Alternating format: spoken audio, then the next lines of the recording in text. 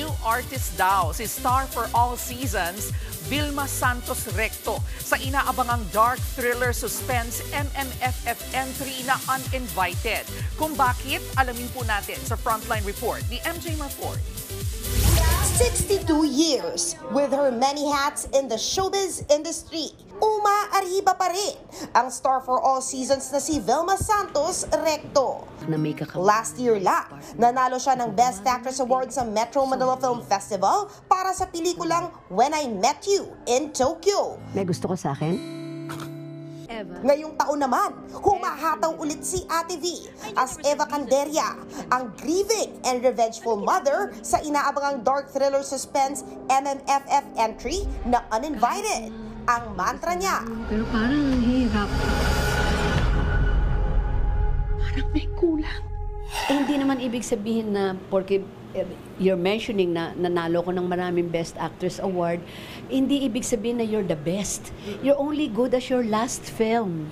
Kwento ni Ate V, feel na feel niya ulit kung paano maging bagong artista. Tagal ko nang pinaghandaan ito. First time na rin kasing makatrabaho si Uninvited Director Direk Dan Villegas. Hinanapan niya ako ng bago. Alam mo, kanina nga sinabi ko, meron dito na isang scene, one particular scene, he wanted me to give 3 iba-ibang reaksyon. In one scene, one take. O eto pa, may say si Ate V sa kampanya ng mga artista sa showbiz na in-nominate na siya for National Artist for Film and Broadcast Arts. Ang say niya dyan, Kung ukol, bubukol. Kung hindi naman, hindi bubukol. At saka hindi naman yan ang kabuhay mo. You get me?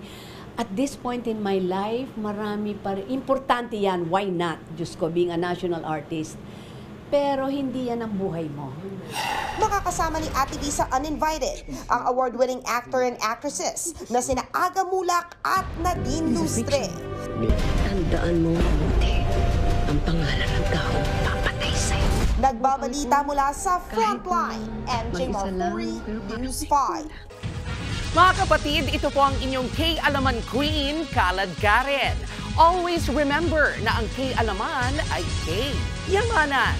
Kaya para sa latest showbiz news at dagdag impormasyon, mag-follow at mag-subscribe sa social media pages ng News 5. Okay?